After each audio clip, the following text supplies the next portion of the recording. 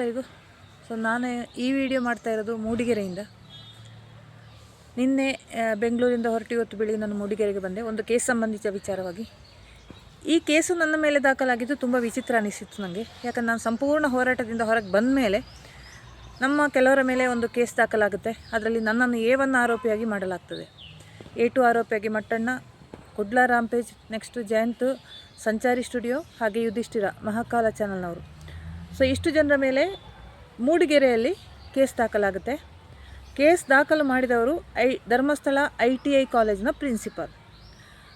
ನನಗೆ ಗ್ರೂಪಲ್ಲಿ ಮೆಸೇಜ್, ಅನಿತಕ್ಕ ನಿಮ್ಮ ಮೇಲೆ ಒಂದು ಕೇಸ್ ಆಗಿದೆ ಅಂತ ಮೂಡಿಗೆರೆಯಲ್ಲಿ ಅಂತ ಮೆಸೇಜ್ ಬಂದಾಗ ಗ್ರೂಪಲ್ಲಿ ನನಗೆ ತುಂಬ ಆಶ್ಚರ್ಯ ಅನಿಸಿತು. ಯಾಕಂದರೆ ನನಗೆ ಗಿರೀಶ್ ಮಟ್ಟಣ್ಣನವರಾಗಲಿ ಮಹೇಶ್ ಶೆಟ್ಟಿ ತಿಮ್ಮರಡಿಯವರಾಗಲಿ ಫೋನ್ ಮಾಡಿ ಹೇಳಿದೆ, ನನ್ನಿಂದ ಇನ್ನೂ ಆಗಲ್ಲ, ಯಾಕಂದರೆ ತುಂಬ ಕಷ್ಟ ನಷ್ಟಗಳು ನನಗೆ ಹೋರಾಟದಲ್ಲಿ ಬಂದಾಯಿತು. ನಾನು ಇದನ್ನು ಸಂಪೂರ್ಣ ಹಿಂದೆ ಸರಿತಿದ್ದೀನಿ, ತಾತ್ಕಾಲಿಕವಾಗಿ ಹಿಂದೆ ಸರಿತಾ ಇದ್ದೀನಿ, ನನ್ನಿಂದ ಆಗಲ್ಲ, ನಾನು ಸೈಲೆಂಟ್ ಆಗ್ತಾ ಇದ್ದೀನಿ. ಯಾಕಂದರೆ ನನಗೆ ಅಡ್ವೊಕೇಟ್ನ ಸಜೆಷನ್ ಕೂಡ ಇತ್ತು, ಇನ್ನೂ ಮಾತಾಡಬೇಡಿ, ಯಾಕಂದರೆ ಕಂಟೆಂಪ್ಟ್ ಆಫ್ ಕೋರ್ಟ್ ಅಂತ ಮತ್ತೆ ಕೇಸ್ ಹಾಕ್ತಾರೆ. ಆಲ್ರೆಡಿ ನನಗೆ ತುಂಬ ಕೇಸ್ ಆಯಿತು ಹಲವಾರು ಸ್ಟೇಷನ್ಗಳೇ, ಅಂದರೆ ಬೆಳ್ತಂಗಡಿದು ನಾನು ಎಕ್ಸೆಪ್ಟ್ ಮಾಡಿಲ್ಲ, ಧರ್ಮಸ್ಥಳ, ಮೂಡುಬಿದ್ರೆ, ಕಬ್ಬನ್ ಪಾರ್ಕ್, ಹೈಗ್ರೌಂಡ್, ಹೀಗೆ ಹಲವಾರು ಕೇಸುಗಳು, ಒಂದು ಡಿಫಾಮೇಷನ್ ಕೇಸ್ ಸಮೇತ ನನ್ನ ಮೇಲೆ ಸೌಜನ್ಯ ಪ್ರಕರಣದಲ್ಲಿ ಮಾತಾಡಿದ್ದಕ್ಕೆ ಆಗಿದೆ. ಈ ವಿಚಾರ ಸಂಬಂಧವಾಗಿ ನನ್ನ ಅಡ್ವೊಕೇಟ್ಗಳ ಸಜೆಷನ್ ಪ್ರಕಾರ ನಾನು ಸಂಪೂರ್ಣ ಮೌನವಾಗಿದ್ದೆ. ನನಗೆ ಹೇಳುವುದೆಲ್ಲ ಹೇಳಿ ಆಗಿತ್ತು. ಈ ವಿಚಾರವಾಗಿ ನನಗಿದು ತೀರಾ ಸರ್ಪ್ರೈಸ್ ಆಯಿತು. ನಾನು ಅದಕ್ಕೆ ಸಂಬಂಧಿತ ಒಂದು ಕೇಸ್ ಡೇಟ್ 1 ವರ್ಷದ ಮೊದಲೇ ಇತ್ತು. ನನಗೆ ಕುಡ್ಲ ರಾಂಪೇಜ್ ಫೋನ್ ಮಾಡ್ತಾರೆ, ಹಾಗೆ ಜಯಂತ್ ಕೂಡ ಫೋನ್ ಮಾಡ್ತಾರೆ, ಬನ್ನಿ ಮೇಡಮ್, ಇದು ಜಾಮೀನಿಗೆ ಜನ ಇದ್ದಾರೆ, ಅದೊಂದು ಕೇಸು ಇದು ಮಾಡ್ಕೊಂಡು ಬಿಡೋಣ, ಬೇಲ್ ಮಾಡ್ಕೊಂಡು ಬಿಡೋಣ ಅಂತ. ಇಲ್ಲ, ನನಗದರ ಯಾವುದೇ ಅಪ್ಡೇಟ್ ಇಲ್ಲ, ನನಗೆ ಸಮನ್ಸು ರಿಸೀವ್ ಆಗಿಲ್ಲ. ಆಲ್ಮೋಸ್ಟ್ 1 ವರ್ಷ ಆಯಿತು. ಸಮನ್ಸ್ ಕೊಡೋ ಪ್ರಯತ್ನ ನಡೆದಿದೆ ತುಂಬ, ಯಾಕಂದರೆ ನಾನು ಕೇಸ್ನ ಅಪ್ಡೇಟ್ ಚೆಕ್ ಮಾಡ್ತಾಯಿದ್ದೆ. ಒಂದು ಸಲ ನನಗೆ ಅಡ್ವೊಕೇಟಿದ್ದು ಕಾಲ್ ಕೂಡ ಬಂದಿತ್ತು, ಮೂಡಿಗೆರೆಯಿಂದ ಬಂದಿದ್ದೀವಿ, ನಿಮಗೆ ಕೇಸ್ ಇದೆ. ನಾನು ಹೇಳಿದೆ, ನೀವು ಅಡ್ವೊಕೇಟ್ ಅಂತ ಫಸ್ಟ್ ಆಫ್ ಆಲ್ ನಾನು ನಂಬಲಿಕ್ಕೆ ರೆಡಿ ಇಲ್ಲ, ಮತ್ತು ನೀವು ಬಂದಿರೋದು ನನ್ನ ಆಫೀಸ್ ಅವರ್ಸಲ್ಲಿ, ಆಫೀಸ್ ಪ್ರಿಮೈಸ್ ಒಳಗೆ ನಾನು ಯಾವುದೇ ನೋಟಿಸ್ ರಿಸೀವ್ ಮಾಡಲ್ಲ, ನನ್ನ ಮನೆ ಅಡ್ರೆಸ್ ಇದೆ, ಖಂಡಿತ ಮನೆಗೆ ಬನ್ನಿ, ನಾನು ನೋಟಿಸ್ ರಿಸೀವ್ ಮಾಡ್ತೇನೆ. ಆಮೇಲೆ ನನಗೆ ಅಪ್ಡೇಟ್ ಇಲ್ಲ. ಆಮೇಲೆ ನನಗೆ ಪೊಲೀಸರು ಕುದುರೆಮುಖ ಪೊಲೀಸ್ ಸ್ಟೇಷನಿಂದ ಕಾಲ್ ಬಂತು, ನಿಮಗೆ ಸಮನ್ಸ್ ಇದೆ ಅಂತ. ನಾನು ಆವಾಗ ಊರಲ್ಲಿದ್ದೆ. ಆದರೆ ಒಂದು ನಾನು ಹೇಳಿದೆ, ಮಟ್ಟಣ್ಣನಿಗೂ ಇದ್ರ ಬಗ್ಗೆ ಡಿಸ್ಕಸ್ ಮಾಡಿದೆ ಲಾಸ್ಟ್ ಮಹಿಳಾ ಸಮಾವೇಶಕ್ಕೆ ಹೋಗೋ, ಸರ್ ಅದು ಮೂಡಿಗೆರೆದೊಂದು ಕೇಸ್ ಇದೆ, ನೀವು ಬೇಲ್ ಮಾಡಿಸ್ತಿದ್ರೆ ನಮ್ಮದು, ಯಾಕಂದರೆ ಜಾಮೀನು ಒಬ್ಬರು ನಿಂತರೆ ಸಾಕಾಗುತ್ತೆ, ನೋಡೋಣ ಅಂತ ಹೇಳಿ ಅವರಷ್ಟು ಸೀರಿಯಸ್ ಆಗಿ ತಗೊಂಡಿಲ್ಲ ಅದು. ಹಾಗೆಯೇ ನಾನು ಸಹ ನೋಟಿಸ್ ರಿಸೀವ್ ಮಾಡಿಲ್ಲ. ನನ್ನ ಮನೆಗೂ ಬಂದಿದ್ದರು, ಕೋರ್ಟ್ ಆವರಣದೊಳಗೆ ನನಗೆ ನೋಟಿಸ್ ಕೊಡೋಕ್ಕೆ ಟ್ರೈ ಮಾಡಿದರು, ನಾನು ರಿಸೀವ್ ಮಾಡಿಲ್ಲ ಅಂದರು. ನಾನು ಪೊಲೀಸರಿಗೆ ಒಂದೇ ಹೇಳಿದ್ದು, ನೀವು ಫಸ್ಟಿಗೆ ಗಿರೀಶ್ ಮಟ್ಟಣ್ಣವರಿಗೆ ನೋಟಿಸ್ ಕೊಡಿ, ಆಮೇಲೆ ನಾನು ರಿಸೀವ್ ಮಾಡ್ತೀನಿ. ಲಾಸ್ಟ್ ನನಗೆ ಫೋನ್ ಕಾಲ್ ಬಂದಾಗ ಅವ್ರು ಹೇಳಿದರು, ಇಲ್ಲ ಗಿರೀಶ್ ಮಟ್ಟಣ್ಣವ್ರು ಕೋರ್ಟಿಗೆ ಅಪೇರ್ ಆಗಿದ್ದಾರೆ, ವಕಾಲತ್ತು ಹಾಕಿದ್ದಾರೆ, ನಿಮ್ಮದೊಂದೇ ಪೆಂಡಿಂಗ್ ಇರೋದು ಅಂತ. ಸರಿ, ನಾನು ಕೂಡ ಕಾನೂನಿಗೆ ಬದ್ಧಳಾಗಿ ನಾನು ಕೋರ್ಟ್ ರಿಸೀವ್ ಮಾಡ್ತೀನಿ, ನನಗೆ ವಾಟ್ಸಪ್ಪಲ್ಲಿ ಕಳಿಸಿದ್ರು. ಇಲ್ಲ ಮೇಡಮ್, ಅದು ಹ್ಯಾಂಡ್ ಸಮನ್ಸ್, ಆಯಿತು ಬನ್ನಿ ಅಂಥೇಳಿ ಬೆಂಗಳೂರಿಗೆ ಕರೆದು ಆ ಪೊಲೀಸ್ ಅಧಿಕಾರಿಯಿಂದ ನಾನು ಸಮನ್ಸ್ ರಿಸೀವ್ ಮಾಡಿದೆ ಬೈ ಹ್ಯಾಂಡ್. ಅವರು ಕೂಡ ಹೇಳಿದರು, ನಾವು ನಿಮ್ಮ ವಿಡಿಯೋವನ್ನು ಗಮನಿಸ್ತಾ ಇದ್ದೇನೆ, ನೀವು ಹೇಳಿದ್ರಲ್ಲಿ 100ಕ್ಕೆ 100 ಸತ್ಯ ಇದೆ, ಒಂದು ಪೊಲೀಸ್ ತನಿಖಾಧಿಕಾರಿಯಿಂದ ಆದ ಮಿಸ್ಟೇಕ್ ಅದು ಸೌಜನ್ಯ ಪ್ರಕರಣ. ಅದು ನನಗೆ ತುಂಬ ಸರ್ಪ್ರೈಸ್ ಆಗಿದೆ. ಅಂದರೆ ನಾನು ಸೌಜನ್ಯ ಪ್ರಕರಣ ಬಿಟ್ಟು ಧರ್ಮಸ್ಥಳ ಕ್ಷೇತ್ರದ ಬಗ್ಗೆ ಸ್ವಲ್ಪ ಹೇಳಿದ್ದೆ. ಅದು ಬಿಟ್ಟು ಈ ಸಂಸ್ಥೆಗಳ ಬಗ್ಗೆ, ಧರ್ಮಸ್ಥಳ SDM ಸಂಸ್ಥೆಗಳ ಬಗ್ಗೆ ಆಗಲಿ, ನಾನು SIT ಬಗ್ಗೆ ಆಗಲಿ, ಧರ್ಮಸ್ಥಳ ಸಂಘದ ಬಗ್ಗೆ ಆಗಲಿ ನಾನು ಎಲ್ಲಿಯೂ ಯೂಟ್ಯೂಬಲ್ಲಿ ಮಾತಾಡಿಲ್ಲ. ಈ ಪ್ರಿನ್ಸಿಪಾಲಿಗೂ ನನ್ನ ಮೇಲೆ ಕೇಸ್ ಹಾಕೋದಕ್ಕೂ ಏನು ಸಂಬಂಧ ಅಂತ ನನ್ನ ಅಡ್ವೊಕೇಟಲ್ಲಿ ಕೇಳಿದಾಗ, ಮೇಡಮ್ ಇದು ಅದೊಂದು ಕಾನೂನಲ್ಲಿ ಒಂದು ಇದಿದೆ, ಯಾವುದೋ ಒಂದು ಸಂಸ್ಥೆಯ ಪರವಾಗಿ ಅವರ ಸಹ ಸಂಸ್ಥೆಗಳು ಕೂಡ ಕೇಸ್ ಹಾಕ್ಬೋದು ಅಂತ. ಆ ಒಂದು ವಿಚಾರದಲ್ಲಿ ಏನು ತಲೆ ಕೆಡಿಸ್ಕೋಬೇಡಿ, ಹೈಕೋರ್ಟಿಗೆ ಹೋಗಿ ಕ್ವ್ಯಾಶ್ ಆಗುತ್ತೆ, ನೀವೊಂದು ಬೇಲ್ ಮಾಡಿಸ್ಕೊಂಡು ಬಿಡಿ ಅಂತ. ಆ ಪ್ರಯುಕ್ತ ಇವತ್ತು ನನ್ನ ಅಡ್ವೊಕೇಟ್ ಸಲಹೆ ಮೇರೆಗೆ ನಾನು ಮೂಡಿಗೆರೆಗೆ ಬಂದೆ. ಯಾಕಂದರೆ ಕಾನೂನಿಗೆ ನಾನು ಯಾವತ್ತೂ ತಲೆ ಬಾಗ್ತೀನಿ, ಅದಕ್ಕೆ ಯಾವತ್ತೂ ನಾನು ರೆಸ್ಪೆಕ್ಟ್ ಕೊಡ್ತೀನಿ. ಇದು ಇವತ್ತಿನ ಕೇಸ್ ವಿಚಾರ. ಇನ್ನು ನೆಕ್ಸ್ಟು ನನಗೆ ತುಂಬ ಆಶ್ಚರ್ಯ ಅನಿಸಿದ್ದು, ಮತ್ತೊಮ್ಮೆ ಸೌಜನ್ಯ ಹೋರಾಟಗಾರರೆಲ್ಲ ಎದ್ದು ನಿಂತಿದ್ದಾರೆ. ಯುನೈಟೆಡ್ ಮೀಡಿಯಾ ಅಭಿಷೇಕ್ ನರಪೇತಲ, ಇವನು ಸ್ವಲ್ಪ ಹೈಪ್ ಕ್ರಿಯೇಟ್ ಮಾಡಿದ್ದಾನೆ ಸೌಜನ್ಯ ವಿಚಾರದಲ್ಲಿ. ಗಿರೀಶ್ ಮಟ್ಟಣ್ಣನವರು ನಾನು ವಿಡಿಯೋ ನೋಡಿಲ್ಲ, ಸ್ವಲ್ಪ ಹೆಡ್ಡಿಂಗ್ ತಮ್ನೈಸ್ ಅಷ್ಟೇ ನೋಡಿದೆ. ಯಾವುದೋ ಒಂದು ದೇವಸ್ಥಾನಕ್ಕೆ ಬಂದ ದುಡ್ಡಂತೆ ವಾಪಸ್ ಕಳಿಸಿದ್ರಂತೆ. ಇನ್ನೊಂದವರು ಮಾತಾಡಿದ ವಿಡಿಯೋ ನೋಡಿದೆ, ಎಲ್ಲ ಸೌಜನ್ಯ ಹೋರಾಟಗಾರರು ಅದನ್ನು ಶೇರ್ ಮಾಡಿದ್ದಾರೆ. ಯಶ್ ಬಗ್ಗೆ, ಯಶ್ ಒಬ್ಬ ಒಳ್ಳೆಯ ನಟ, ಅವನೊಂದು ಯಾವುದೋ ಮೂವಿ, ನಾನು ಅದರ ಬಗ್ಗೆ ಹೆಚ್ಚು ಮಾತಾಡಲ್ಲ, ನಾನು ಮೂವಿ ನೋಡೋದು ಇಲ್ಲ, ಕನ್ನಡ ಮೂವೀಸು. ಯಶ್ ಬಗ್ಗೆ ತುಂಬ ಗೌರವ ಇದೆ, ಒಳ್ಳೆಯ ಟ್ಯಾಲೆಂಟೆಡ್ ನಟ. ಆತ ಧರ್ಮಸ್ಥಳಕ್ಕೆ ಭೇಟಿ ನೀಡಿದ್ದಾನೆ, ಅದು ಸೌಜನ್ಯ ಹೋರಾಟಗಾರರಿಗೆ ವಿವಾದ ಆಯಿತು. ಮೊದಲು ನಾನು ಸೌಜನ್ಯ ಪರ, ನಾನು ಈಗಲೂ ಸೌಜನ್ಯ ಪರನೇ, ಬಟ್ ಹೋರಾಟಗಾರರ ವಿರುದ್ಧ. ನನಗೆ ಆಶ್ಚರ್ಯ ಅನಿಸಿದ್ದು, ನಾನು ಸೌಜನ್ಯ ಹೋರಾಟಗಾರರ ಪರ ಇರುವಾಗ ಯಾರು ಧರ್ಮಸ್ಥಳಕ್ಕೆ ಹೋದರೂ ನಮಗೆ ಸಿಟ್ಟು ಬರ್ತಿತ್ತು, ವೀರೇಂದ್ರ ಹೆಗ್ಡೆ ಅವರ ಜೊತೆ ಭೇಟಿಯಾಗಿದ್ದರೆ. ಮತ್ತು 2.5 ವರ್ಷದಲ್ಲಿ ಅವರ ಅಸಲಿ ಮುಖವಾಡ ನನಗೆ ಬಯಲಾಯಿತು. ನಾನು ಹೋರಾಟದಿಂದ ಕೇರಳದ ಮಡೈಕಾವ್ ಎಂಬ ಕ್ಷೇತ್ರಕ್ಕೆ ಹೋಗಿ ಬಂದಮೇಲೆ ಸಂಪೂರ್ಣ ಹೋರಾಟದಿಂದ ಹೊರಗೆ ಬಂದೆ. ನನಗೆ ನನ್ನ ಜೊತೆ ನಿಂತವರೇ ನನ್ನ ಶತ್ರುಗಳಾದರು. ನಿಜವಾದ ಶತ್ರುಗಳು ಯಾರು ಅಂತ ನಂಗೆ ಗೊತ್ತಾಯಿತು. ಆಮೇಲೆ ನಾನು ಯಾರ ಪರನೂ ಅಲ್ಲ, ನಾನು ಮಾತಾಡಿದೆ. ನನ್ನ ವಾಯ್ಸನ್ನು ನಾನು ಇನ್ನೂ ಮಾತಾಡ್ತೀನಿ, ಅದನ್ನು ಯಾರಿಗೂ ತಡೀಲಿಕ್ಕೆ ಸಾಧ್ಯ ಇಲ್ಲ ಸೌಜನ್ಯ ವಿಚಾರದಲ್ಲಿ. ಮತ್ತು ನನಗೆ ವೀರೇಂದ್ರ ಹೆಗ್ಡೆಯವರ ಕನೆಕ್ಷನ್ ಅಂತ ಹೇಳಿದರೆ ನಮಗೆ ತುಂಬ ಹಳೆಯ ಒಂದು ಚಿಕ್ಕಂದಿರೋ ನನಗೆ ನನ್ನ ಸಂಬಂಧಿಕರಾಗಲಿ ಬಹುತೇಕ ಜನ ಧರ್ಮಸ್ಥಳ ದೇವಸ್ಥಾನದ ಒಳಗೆ ಕೆಲಸ ಮಾಡ್ತಾರೆ. ನಾನು ಹೋರಾಟಕ್ಕೆ ಬಂದಾಗಲೂ ನನಗೆ ತುಂಬ ಅಡ್ಡಿಯಾಗಿದ್ದು ನನ್ನ ಸಂಬಂಧಿಕರೇ. ಬೇಡ, ಹೋಗಬೇಡ, ಕಾವಂದರು ಒಳ್ಳೆಯವರು.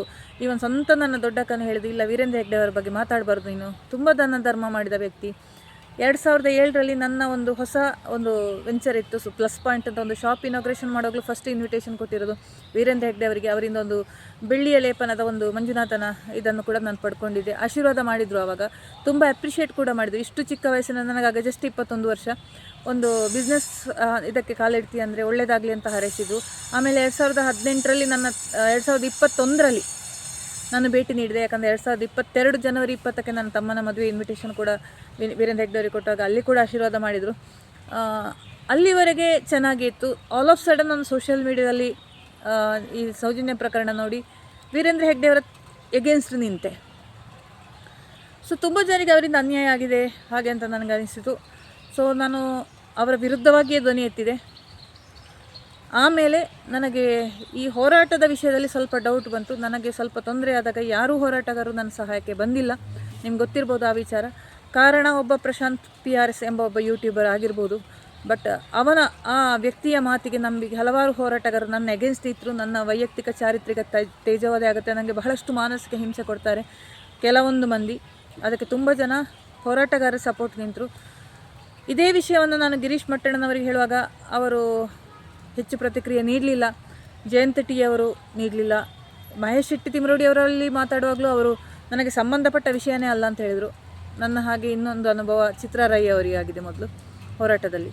ಅಂದರೆ ಹೋರಾಟಗಾರರೇ ಒಂದು ಹೆಣ್ಣಿಗೋಸ್ಕರ ನ್ಯಾಯ ಕೇಳಿಕೊಂಡು ಒಂದು ಹೆಣ್ಣಿನ ಹೋರಾಟದಲ್ಲಿರುವ ಹೆಣ್ಣು ಮಕ್ಕಳ ತೇಜೋವಧೆ ಮಾಡೋದು ಒಂದು ಹವ್ಯಾಸವಾಗಿ ಹೋಗಿದೆ. ಆಚೆ ಶತ್ರು ಪಕ್ಷದವರು ಡಿ ಗ್ಯಾಂಗ್ನವರು ಮಾಡೋದು ಸಹಜ. ಅದೆಲ್ಲ ನಾವು ತಲೆ ಕೆಡಿಸ್ಕೊಂಡಿಲ್ಲ. ನಮ್ಮವರೇ ನಮ್ಮ ವಿರುದ್ಧ ನಿಂತಾಗ, ನಮ್ಮ ಬಿನ್ನಿಗೆ ಚೂರಿ ಹಾಕಿದಾಗ, ಅದರಲ್ಲೂ ಒಬ್ಬಳು ಮಹಿಳೆ ನನ್ನ ಜೊತೆ ನಿಂತವಳು, ಹೆಸರು ಹೇಳೋಕ್ಕೂ ಇಷ್ಟಪಡಲ್ಲ, ಇಷ್ಟೆಲ್ಲ ನಮಗೆ ಪ್ರಾಬ್ಲಮ್ ಮಾಡುವಾಗ ನಾನು ಸಂಪೂರ್ಣ ಅದರಿಂದ ಹೊರಗೆ ಬಂದೆ. ನನಗಿದು ಬೇಡ ಅಂತ.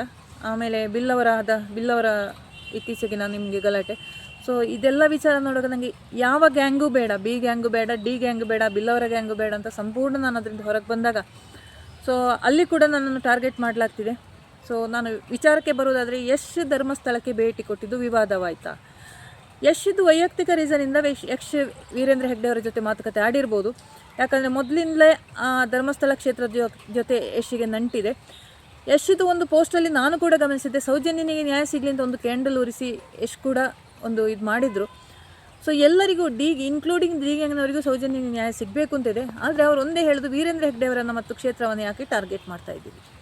ಸೊ ಇಲ್ಲಿ ನನಗೆ ಕೇಳಲಿಕ್ಕಿರೋ ಕ್ವಶನ್ ಗಿರೀಶ್ ಮಟ್ಟಣ್ಣನವರಲ್ಲಿ, ಯಶ್ ಧರ್ಮಸ್ಥಳಕ್ಕೆ ಭೇಟಿ ನೀಡಿದರೆ ಅಥವಾ ವೀರೇಂದ್ರ ಹೆಗ್ಡೆ ಅವರ ಜೊತೆ ಮಾತುಕತೆ ಆಗಿದೆ, ನೀವು ಯಾಕೆ ಸಸ್ಪೆಕ್ಟ್ ಮಾಡ್ತೀರಾ, ಸಂಶಯ ಪಡ್ತೀರಾ? ಯಶ್ ಸೌಜನ್ಯ ಪ್ರಕರಣವನ್ನು ಮುಚ್ಚಿ ಹಾಕಲಿಕ್ಕೆ ಹೋಗಿದ್ದು. ಯಶ್ಗೆ ಏನು ಮಾಡೋಕ್ಕಾಗಲ್ಲ.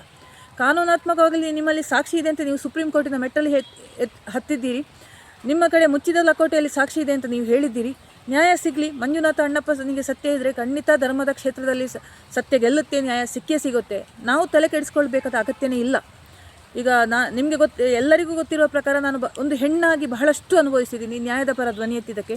ಈಗಲೂ ಕೂಡ ನಾನು ಧ್ವನಿ ಎತ್ತುತ್ತೀನಿ ಯಾರು ಇದು ಮಾಡಿದ್ರು. ಆದರೆ ಯಾವತ್ತೂ ನಾನು ಆ ಕ್ಷೇತ್ರದ ಧರ್ಮಾಧಿಕಾರಿಯನ್ನು ನಾನು ಟಾರ್ಗೆಟ್ ಮಾಡಲ್ಲ.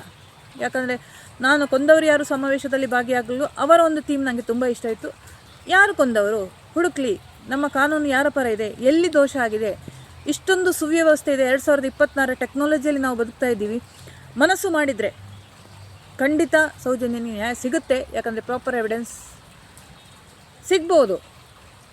ಸಾಮಾನ್ಯ ಕಾಮನ್ ಸೆನ್ಸ್ ಇರೋ ವ್ಯಕ್ತಿ ಕೂಡ ಅರ್ಥ ಆಗುವ ರೀತಿಯಲ್ಲಿದೆ ಅದು ಪ್ರಕರಣ. ದೊಡ್ಡ ಏನೋ ತಲೆ ಕೆಡಿಸ್ಕೊಳ್ಬೇಕಾದ ಅಗತ್ಯ ಇಲ್ಲ. ಸೊ ಪ್ರತಿಯೊಬ್ಬರು ಧರ್ಮಸ್ಥಳಕ್ಕೆ ಕ್ಷೇತ್ರಕ್ಕೆ ಭೇಟಿ ನೀಡ್ತಾರೆ. ನಾನು ಕ್ಷೇತ್ರಕ್ಕೆ ಹೋಗಲ್ಲ. 2023ರಲ್ಲಿ ನಾನು ಡಿಸೈಡ್ ಮಾಡಿದ್ದೀನಿ, ಸೌಜನ್ಯ ನ್ಯಾಯ ಸಿಕ್ಕಿದ ಮೇಲೆ ಅಷ್ಟೇ ನಾನು ಕ್ಷೇತ್ರದ ಒಳಗೆ ಪ್ರವೇಶ ಅಂತ. ನಾನು ಕದ್ರಿ ಕ್ಷೇತ್ರಕ್ಕಷ್ಟೇ ಹೋಗೋದು, ಧರ್ಮಸ್ಥಳ ಮಂಜುನಾಥ ಕ್ಷೇತ್ರಕ್ಕೆ ನಾನು ಹೋಗಲ್ಲ. ವೀರೇಂದ್ರ ಹೆಗ್ಡೆ ಅವರನ್ನು ಯಶ್ ಭೇಟಿ ಮಾಡಿದರೆ ಗಿರೀಶ್ ಮಟ್ಟಣ್ಣನವರಿಗೆ ಯಾಕೆ ಉರಿ ಬರುತ್ತೆ? ಯಾಕೆ ಆದಷ್ಟು ಸರ್ ನಾನು ಗಿರೀಶ್ ಮಟ್ಟಣ್ಣವರಲ್ಲಿ ಓಪನ್ ಆಗಿ ಕೇಳ್ತಾ ಇದ್ದೀನಿ, ನನ್ನಂತಹ ಸಾಧಾರಣ ಜನರು ಧರ್ಮಸ್ಥಳ ಕ್ಷೇತ್ರದ ವಿರುದ್ಧ ಅಲ್ಲ ಸೌಜನ್ಯ ಹೋರಾಟಕ್ಕೆ ಬಂದಿರೋದು ನಿಮ್ಮಂಥವರ ಮಾತು ಕೇಳಿ ಸತ್ಯ ಇದೆ ಅಂತ ಗೊತ್ತಾಗಿ. ಆದರೆ ನಿಮ್ಮ ಮತ್ತು ಮಹೇಶ್ ಶೆಟ್ಟಿ ತಿಮ್ರೋಡಿಯವರ ವೈಯಕ್ತಿಕ ಟಾರ್ಗೆಟು ಧರ್ಮಸ್ಥಳ ಮತ್ತು ವೀರೇಂದ್ರ ಹೆಗ್ಡೆ ಅವರ ಮೇಲೆ ಇದೆ ಅಂತ ನಮಗೆ ಗೊತ್ತಾಗಿದ್ದು ತುಂಬ ತಡವಾಗಿ, ನನಗೆ ಗೊತ್ತಾಗಿದ್ದು ತುಂಬ ತಡವಾಗಿ. ನಾನು ನನ್ನ ಸಂಬಂಧಿಕರ ಅಲ್ಲಿರುವವರು ಮತ್ತು ನಾನು ಅಲ್ಲಿದ್ದ ಗ್ರೌಂಡ್ ರಿಪೋರ್ಟ್ ಕೆಲವರ ಹತ್ರ ಮಾತಾಡುವಾಗ, ನಿಮಗೆ ಇವರು ಸೌಜನ್ಯ ಹೋರಾಟವನ್ನು ಒಂದು ಅಸ್ತ್ರ ಮಾಡಿಕೊಂಡ್ರು ಅಷ್ಟೇ, ಅವರಿಗೆ ಟಾರ್ಗೆಟು ವೀರೇಂದ್ರ ಹೆಗ್ಡೆ ಅವರು ಮತ್ತು ಧರ್ಮಸ್ಥಳ ಕ್ಷೇತ್ರ ಅಂತ ತಿಳಿದು ಬಂತು. ಸತ್ಯ ಮಂಜುನಾಥ ಮತ್ತು ಅಣ್ಣಪ್ಪನಿಗೆ ಮಾತ್ರ ಗೊತ್ತು. ಇನ್ನೊಂದು ವಿಷಯ ನಾನು ಕೇಳಿ ಹಿಂದೆ ವಿಡಿಯೋನು ಮಾಡಿದೆ, ಒಂದು ವೇಳೆ ಸೌಜನ್ಯನ ಪ್ಲೇಸ್ನಲ್ಲಿ ವರ್ಷ ಭಟ್ ಆಗಿದ್ರೆ ನೀವೆಲ್ಲ ಹೋರಾಟ ಮಾಡ್ತಿದ್ರ ಅಂತ. ಸೊ ಅದು ಒಂದು ಕ್ವಶನ್ ಇದೆ. ಬಹಳಷ್ಟು ವಿಚಾರಗಳಿದೆ ಮಾತಾಡಲಿಕ್ಕೆ. ನಾನು ಹೇಳೋದೊಂದೇ, ಸೌಜನ್ಯ ಹೋರಾಟಗಳಲ್ಲಿ ಅದರಲ್ಲಿ ಒಂದು 20% ಜನ ಮಾತ್ರ ಮುಗ್ಧರಾಗಿ ಸೌಜನ್ಯ ನ್ಯಾಯ ಸಿಗಬೇಕಿದ್ದಾರೆ. 80% ಜನ ವ್ಯಕ್ತಿಗಳು ಕೂಡ ಅವರ ಸ್ವಾರ್ಥಕ್ಕೋಸ್ಕರ ಹೋರಾಟದಲ್ಲಿದ್ದಾರೆ.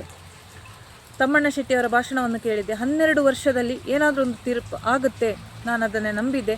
12ನೇ ವರ್ಷ ಹೋಯಿತು, 13ನೇ ವರ್ಷ ಹೋಯಿತು, ಈಗ 14ನೇ ವರ್ಷ ನ್ಯಾಯ ಸಿಕ್ಕಿಲ್ಲ. ನ್ಯಾಯ ಇನ್ನೂ ಮರೀಚಿಕೆಯಾಗಿಯೇ ಇದೆ ಆ ಮಗುವಿಗೆ. ಯಾಕಂದರೆ ಇವರೆಲ್ಲರ ವೈಯಕ್ತಿಕ ಟಾರ್ಗೆಟು ಧರ್ಮಸ್ಥಳ ಕ್ಷೇತ್ರ ಧರ್ಮಾಧಿಕಾರಿ, ಅದು ನನಗೆ ಗೊತ್ತಾಯಿತು. ಆ ಮಗುವಿಗೆ ನ್ಯಾಯ ಇನ್ನೂ ಮರೀಚಿಕೆಯಾಗಿದೆ. ಸುಪ್ರೀಂ ಕೋರ್ಟಲ್ಲಿ ಮರು ತನಿಖೆಗೆ ಆದೇಶ ಸಿಗುತ್ತೆ ಅಂತ ಒಂದು ಆದೇಶ ಇನ್ನೂ ಆಗಿಲ್ಲ, ಅದು ಸಂಪೂರ್ಣ ಆಗಿಲ್ಲ. ಒಂದು ಪಾಸಿಟಿವ್ ಥಿಂಕಿಂಗ್ ನನಗಿದೆ. ಆ ಪ್ರಕರಣಕ್ಕೆ ಒಂದು ಸುಖಾಂತ್ಯ ಸಿಗಲಿ ಅಂತಲೇ ನಾನು ಇಚ್ಛಿಸ್ತಾ ಇದ್ದೇನೆ. ಬಹಳಷ್ಟು ವಿಚಾರಗಳು ಮಾತಾಡಲಿಕ್ಕಿದೆ ಈ ಹೋರಾಟದ ವಿಷಯ ಹೋಗುವಾಗ. ನಾನು ಅದನ್ನು ಬಯಲಿಗೆ ಹೇಳಿದ್ರೆ ಅದು ಬೀಗ್ಯಾಂಗಿಗೆ ದೊಡ್ಡ ಆಹಾರ ಆಗುತ್ತೆ, ಮತ್ತೆ ಅದು ಇದಾಗುತ್ತೆ. ಮತ್ತು ಹೋರಾಟದ ಒಂದು ಅಂತಿಮ ಹಂತದಲ್ಲಿ ನಾವಿದ್ದೀವಿ, ಸುಪ್ರೀಂ ಕೋರ್ಟಲ್ಲಿ ನ್ಯಾಯ ಸಿಗುವ ನಿರೀಕ್ಷೆಯಲ್ಲಿ. ಸೊ ಇದರ ನಡುವೆ ಮಹೇಶ್ ಶೆಟ್ಟಿ ತಿಮ್ರೋಡಿ ಅವರನ್ನು ಟಾರ್ಗೆಟ್ ಮಾಡಿ ಗಡೀಪಾರು ಎಂಬ ವಿಷಯಕ್ಕೆ ಅವರು ಅಬ್ಸ್ಕೊಂಡಾಗಿದ್ದಾರೆ. ಒಂದು ಎಷ್ಟು ಸಮಯ ಅಂತ ಇನ್ನೂ ಗೊತ್ತಿಲ್ಲ. ಅವರು ಕಾನೂನಿಗೆ ಶಿಕ್ಷೆ ಅನುಭವಿಸಲಿಕ್ಕೆ ರೆಡಿ ಇಲ್ಲ. ಅದೇ ಪ್ರಕಾರ ಸೌಜನ್ಯನ ಸೋದರ ಮಾವ ವಿಠಲ್ ಗೌಡರು ಕೂಡ ತಪ್ಪಿಸ್ಕೊಂಡಿದ್ದಾರೆ. ಅಗತ್ಯ ಇರಲಿಲ್ಲ ಅದು. ಯಾಕಂದರೆ ಹೋರಾಟ ಅಂತ ಅಂದಮೇಲೆ ಪೊಲೀಸು, ಕೋರ್ಟು, ಕೇಸು, ಜೈಲು, ಗಲ್ಲು ಎಲ್ಲದಕ್ಕೂ ರೆಡಿಯಾಗಿ ಬರಬೇಕು. ಅದನ್ನು ಎದುರಿಸಲಿಕ್ಕೆ ಧೈರ್ಯ ಇದ್ದರೆ ಅವರು ಹೋರಾಟಗಾರರು ಅಂತ ನಾನು ಒಪ್ಕೊಳ್ಳಿಕ್ಕೆ ರೆಡಿ ಇಲ್ಲ. ಬಹಳಷ್ಟು ವಿಚಾರಗಳು ಮಾತಾಡಲಿಕ್ಕಿದೆ. ಮಳೆ ಬರ್ತಾ ಇದೆ. ಸೌಜನ್ಯ ನ್ಯಾಯ ಸಿಗಲಿ ಅಂತ ಆಶಿಸ್ತಾ ಈ ವಿಡಿಯೋವನ್ನು ಕೊನೆಗೊಳಿಸ್ತೀನಿ. ಶುಭವಾಗಲಿ.